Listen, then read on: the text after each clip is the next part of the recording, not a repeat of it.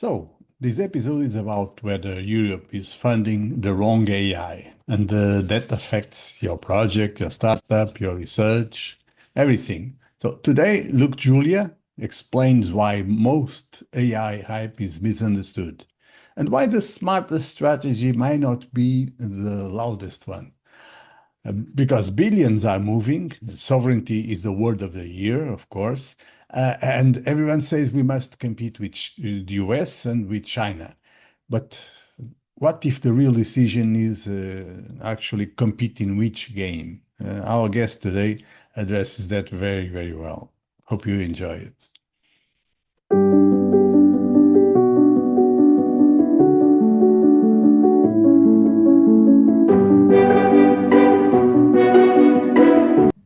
This episode of InnovEU, the EU Project Chronicles, is brought to you by my new book, Transition Science in the Economy.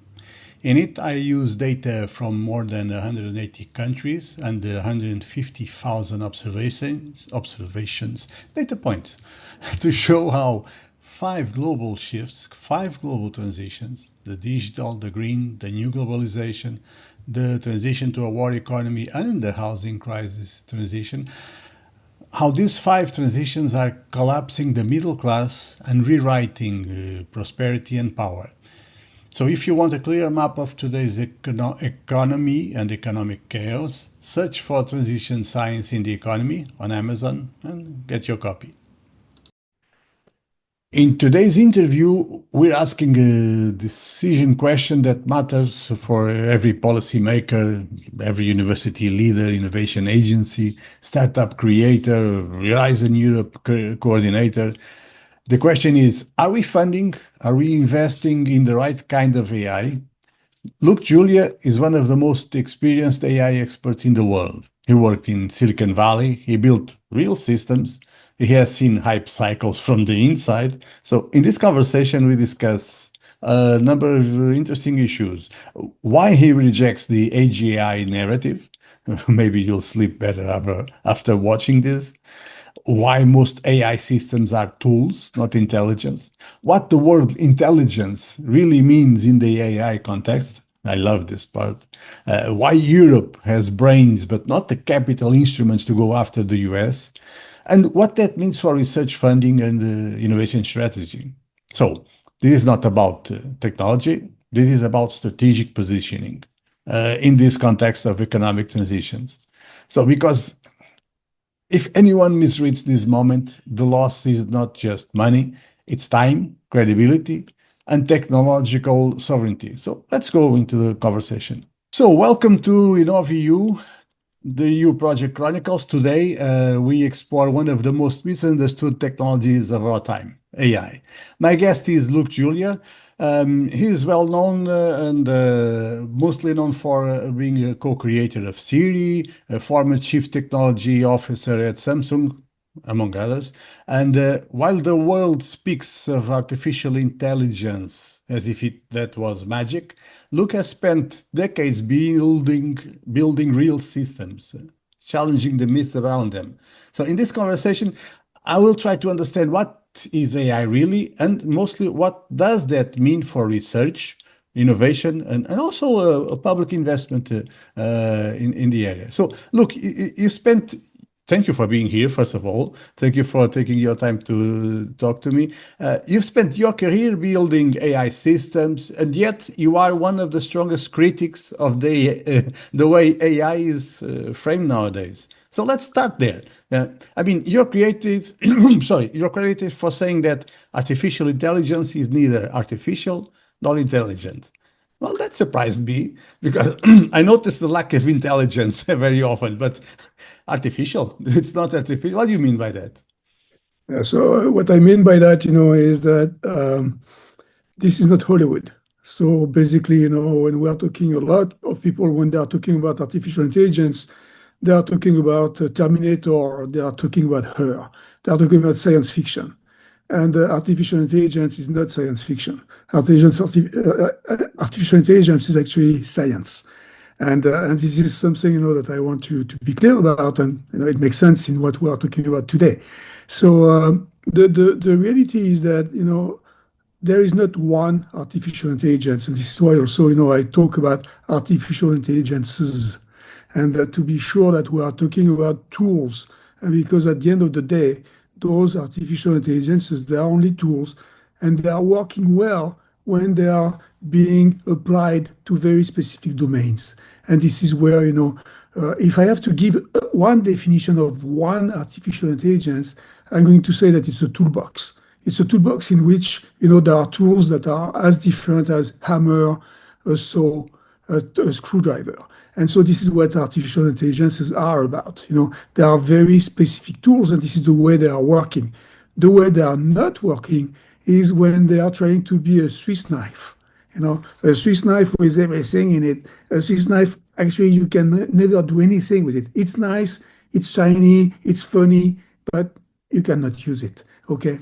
So this is why, when I'm hearing people talking about artificial intelligence that is going to be generic, general, that is going to do everything, this is not working. So let's focus on the artificial intelligences that are working, that are in very specific domains, and this is what is interesting. Those tools, when they are, being built correctly, they are working well. But like every single tool, I can use that, the right way or the wrong way.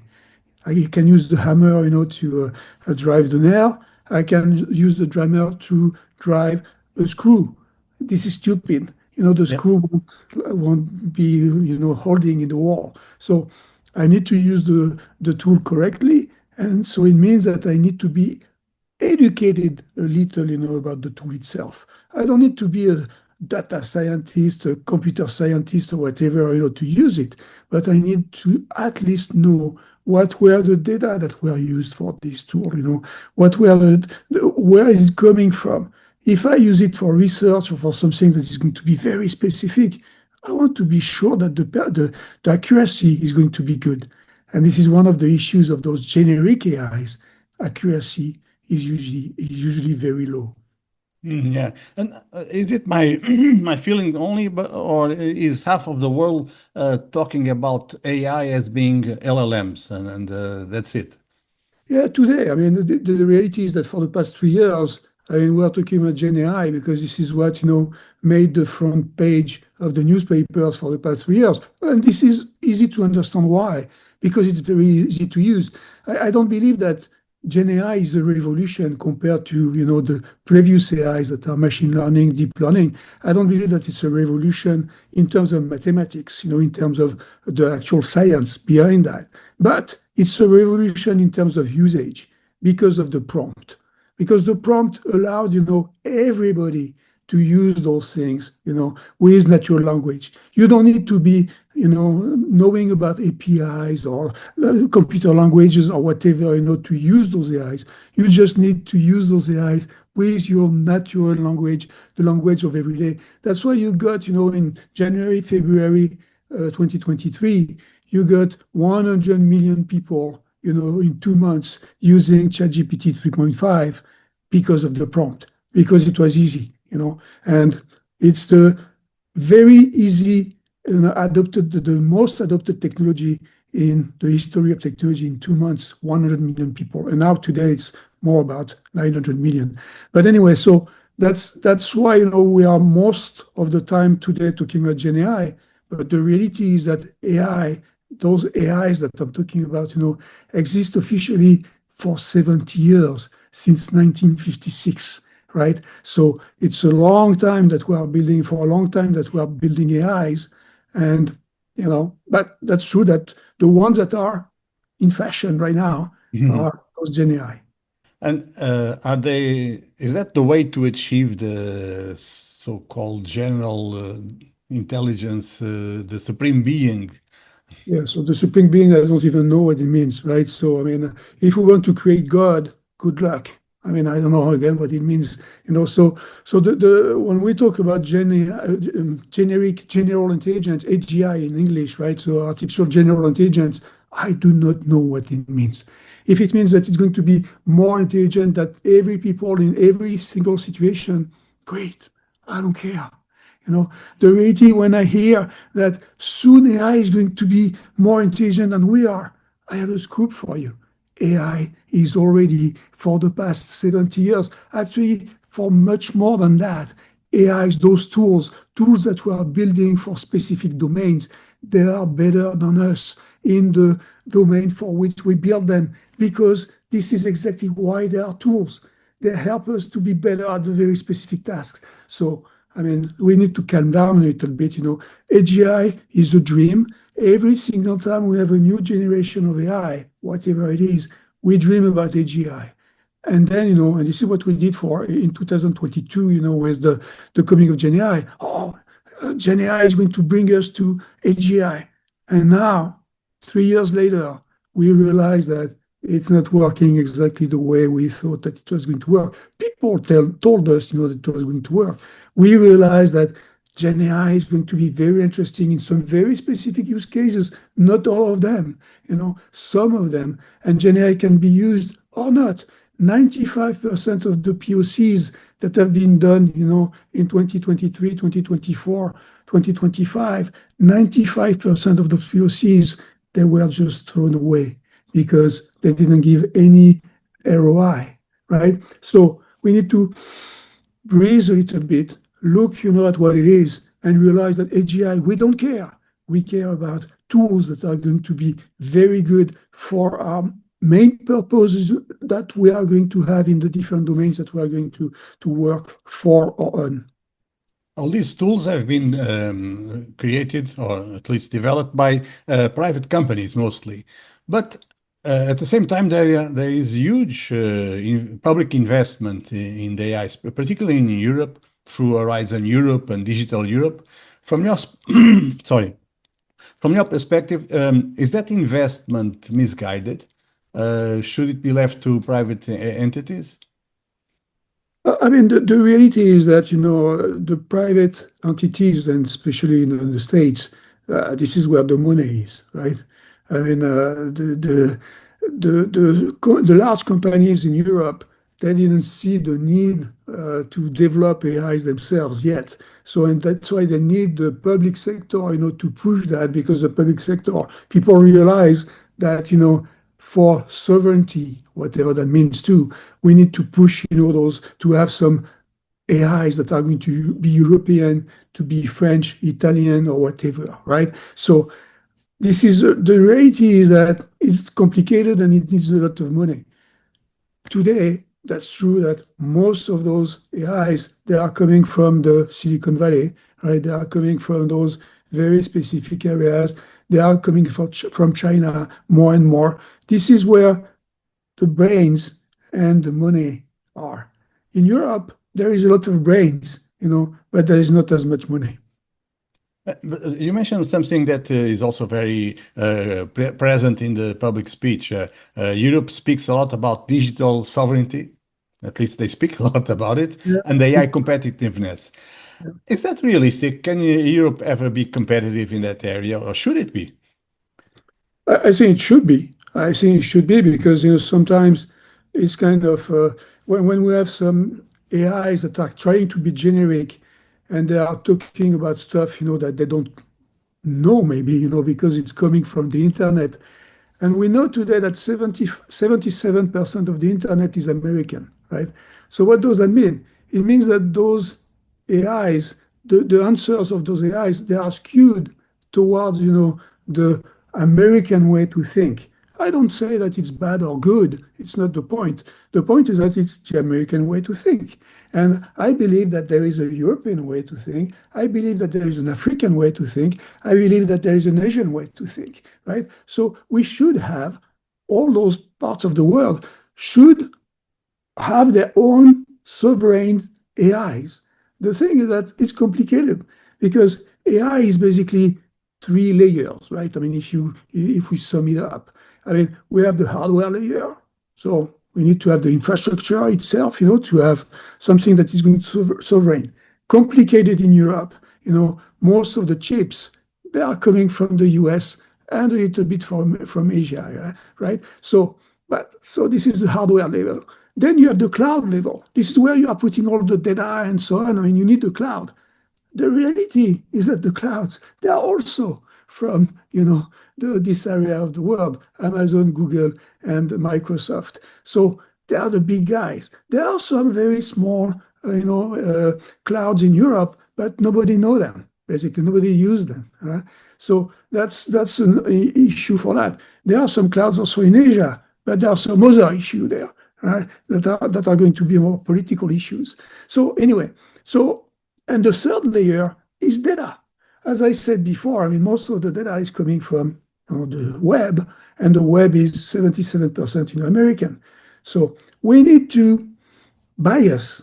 We need to have bias in the data. We need to, say we are going to have data that is going to be French data, that is going to be Italian data, that is going to be German data, right? And we just say that's the way it is.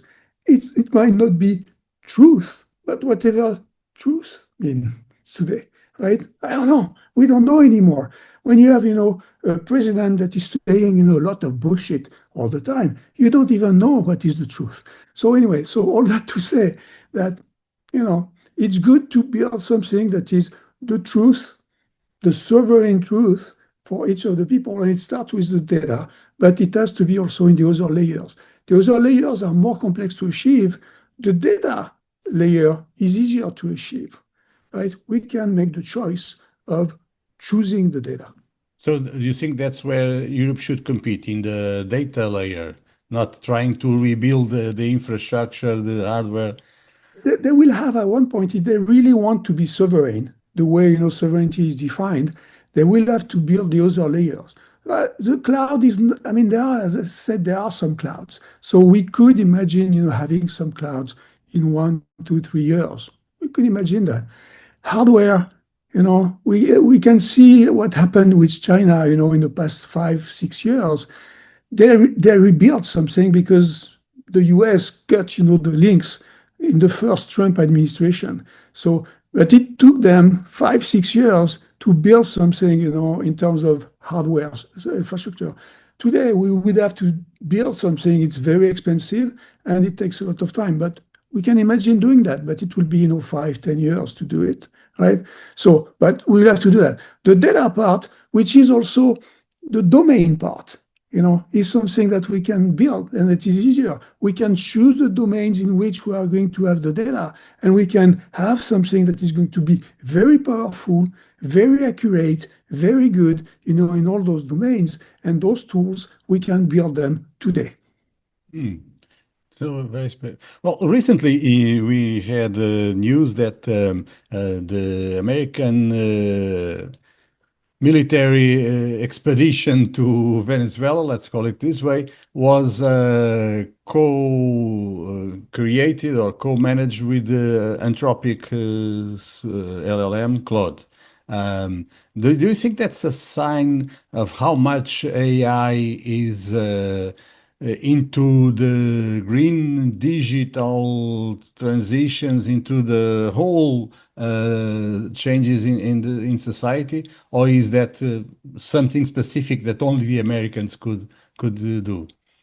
No, and AI is everywhere, but AI has always been everywhere, and especially in the first in the military domain, because this is where the military is. They want to have the latest thing, whatever it is, right? If you look at what happened in the 50s, they were the first one to use the computers and AI and all those things. So, I mean, of course, military, they are going to try to use the latest thing. And the society in general, as soon as those things are being made available, they are going to use it too. And as I said, with Gen AI, the nice thing is that it's easy to use. I put the quotes because, it's not that easy at the end of the day. It looks to be easy because of the prompt and because of this natural language. But at the end of the day, it's not that easy. You realize that to have something that is going to be good enough, you need to do some fine-tuning. You need to do some RAG, in order to specify those AIs that are going to be good in the domain in which you are going to use them. But you can use them in any domain. So it means that, any part of the society can today use those AIs if they really find the use cases. The issue is to find the use case. When I was talking about the MIT study, about the 95% of the POCs that didn't bring any ROI. I mean, the reality is that there are 5% that did bring something. And those 5% on the massive amount of POCs that have been done, in the past 3 years, 5% is not too bad. It means that we found 5% of actual use cases that are working with those AIs, on the thousands and thousands of POCs that have been made, across the world in the past 3 years. One of the critics I've heard is that the development of the LLMs is sucking up so much investment that it's really actually drying up any possibility of investing in other AI areas. Do you see that happening? Yeah, it did happen. This is the reality. I mean, in the Silicon Valley, the way it works, usually we are excited about stuff, so it means that we are putting all the money in one thing. Look at the metaverse, I mean, metaverse, we put a lot of money in it. Today, it's nowhere. But so we are excited about stuff and then, less excited about stuff. So it follows basically the Gardner curve, excitement, and then realize that it's not it, and rebound sometimes, and we succeed to do something with it by finding the right use cases. So the reality is that in 2022, 2023, it was the excitement, and we put a lot of money, I mean, billions and billions. Little by little, and we hear that now, we hear about the bubble, right? Is the bubble going to explode? If the bubble is going to explode, it's going to explode, with the big guys, the guys who got those valuations that are totally ridiculous, right? That are way too high. So that is going most likely to explode at one point. But the reality is that in the meantime, in the past now 1-2 years, we started to do those what we call the agentic AIs. Right? The AIs that are, like I said since the beginning, very specific. And those AIs, I mean, I don't think they are going to be affected, by the big bubble, because the investments that they got, as you said, were less, because the shiny part was the big guys, and maybe the AGI, right? And of course, the agentic thing, it was less shiny because it was, solving small issues, but small issues that are actually very good issues, right? So those parts, they got less investment. The valuations are smaller, but they are also, actually solving real problems, and they are going to have real business. Yeah, if they're solving real problems, there's going to be a business. Well, tell me one thing. After hearing this conversation, how should researchers and EU project leaders, for example, think differently about AI? So first of all, I mean, they need to realize that humans, are in charge. We decide. And so it means that those AIs, they are not, going to write scientific papers for us. Those AIs, they are not creating. Those AIs, they are not inventing. They are not innovating, right? By definition of what they are models. And models, they are coming from data that exists, and they are just models. So they are going to spit out whatever is in the model. We, the researchers, the people who invent, we don't invent every day. We don't find something every day. But we are the only one that sometimes, are geniuses. We are finding something that nobody else never did before, right? And this is exactly what the research is going to be about. But to do that, we need to have inspiration. We need to get, a lot of studies. We need to continue to study. When I hear people, saying, I don't need to learn a job anymore, I don't need to study anymore because AI is going to do it for me. That's stupid. I mean, we need to be there because we need to be in charge. We still need to verify what AI is going to, spit out, because AI might not be accurate. Even though it's going to be specialized, there might be some issues. And the only ones who can find the errors and the hallucinations, this is us. Okay? So the best way we can use it and we should use it is by being aware of where the data is coming from, right? How it has been built without being a specialist of having built the actual system, but having a good idea of that and verify. Verify what is being spit out. If I use it for references or whatever, double check with another AI, with a book, this is the incredible thing with pages, the thing that we don't use anymore, or with some other sources, just use it as a reference, but don't trust it, blindly. Exercise your own, view of the thing and your own capabilities. Because at the end of the day, we are the ones, who have the handle of the hammer in our hands. We decide how to use it. So that's your advice for innovators and researchers. Trust, but verify, just like the Cold War. Yeah, and don't trust too much, right? Depends where it's coming from. Be sure where it's coming from before before using it, and decide. You are, good enough to decide if you want to use it or not. After that, it's your own, decision, and you may decide that it's easy. If it's too easy, it means that it might be, wrong somehow. Well, thank you very much for your time. Is there any final message you want to close the interview with? Again, the final message is AI is not intelligent. This is the reality. The issue with the term artificial intelligence is that the word intelligence can be used, both ways. In English, intelligence also means information. And it was what it was, it's what it is like in CIA. It's information. It's about data, right? It's not intelligence, smartness. This is not what it means, okay? So AI is not intelligent. The good word, a much better word would have been, machine learning. It came, later. But machine learning is what it is. We teach those machines, stuff, but they don't invent anything. We just gave them something and they can, give it back, but they're not going to give more. Thank you very much for this conversation. It was really a pleasure, and I hope to see you soon. Bye. Thank you very much. What we just heard reveals something deeper. AI is not just a digital transition. It intersects with the sovereignty, capital concentration, platform globalization. It intersects with defense strategy. So in these transition periods, capital flows toward narratives, not necessarily toward structural advantage. Europe's constraint is not intelligence, in both senses of the word.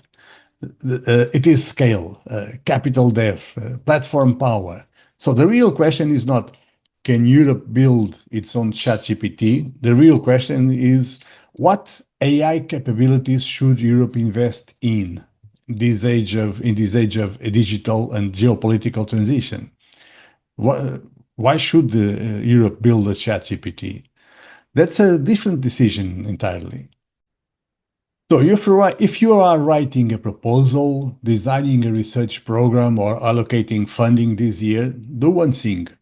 Before designing any kind of AI investment, answer this question. Does this project build structural capability, or does it chase prestige? It can be important as well, but make sure which one. Because structural capability means domain-specific expertise, means industrial integration, human skill development, and sovereignty resilience.